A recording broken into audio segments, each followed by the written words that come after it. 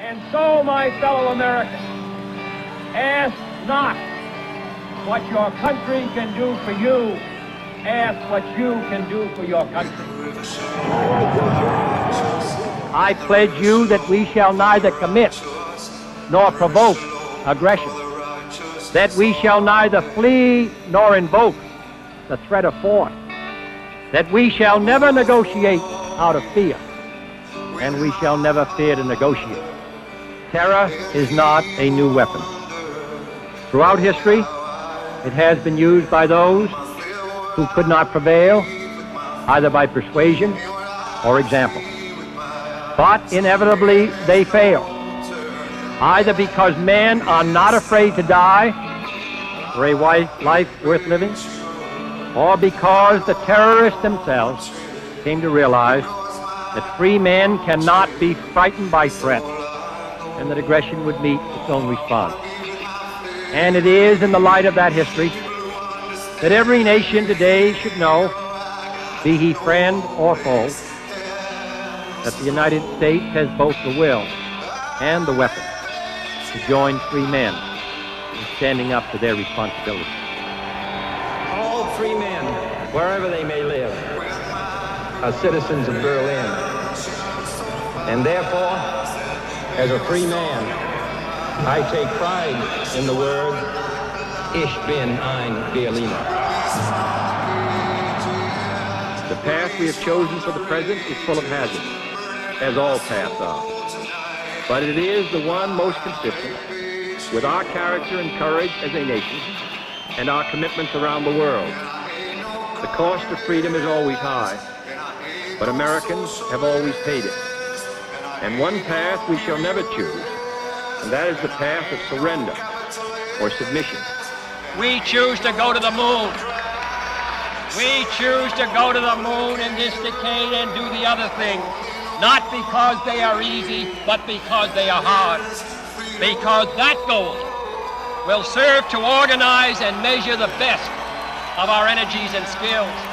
Because that challenge is one that we're willing to accept, one we are unwilling to postpone, and one we intend to win, and the others too.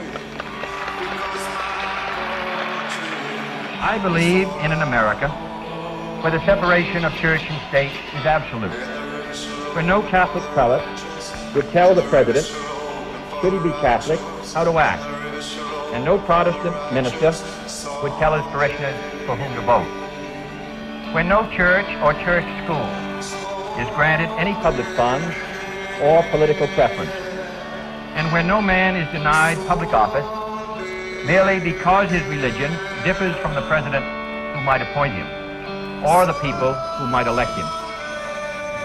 I have therefore chosen this time and place to discuss a topic on which ignorance too often abounds and the truth too rarely perceived, and that is the most important topic on earth, peace.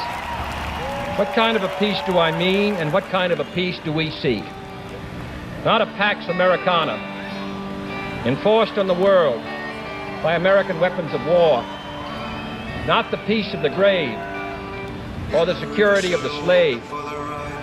I am talking about genuine peace, the kind of peace that makes life on earth worth living, the kind that enables men and nations to grow and to hope and build a better life for their children. Not merely peace for Americans, but peace for all men and women. Not merely peace in our time, but peace in all time. We are confronted primarily with a moral issue. It is as old as the Scriptures and is as clear as the American Constitution. The heart of the question is whether all Americans are to be afforded equal rights and equal opportunities. Whether we are going to treat our fellow Americans as we want to be treated. If an American, because his skin is dark, cannot eat lunch in a restaurant open to the public, if he cannot send his children to the best public school available, if he cannot vote for the public officials who represent him, if, in short, he cannot enjoy the full and free life which all of us want, then who among us would be content to have the color of his skin changed, and stand in his place, who among us would then be content with the counsels of patience and delay? 100 years of delay have passed since President Lincoln freed the slaves, yet their heirs, their grandsons, are not fully free. They are not yet freed from the bonds of injustice. They are not yet freed from social and economic oppression. And this nation, for all its hopes and all its boasts, will not be fully free until all its citizens are free. The very word secrecy is repugnant in a free and open society. And we are, as a people, inherently and historically opposed to secret societies, to secret oaths, and to secret proceedings.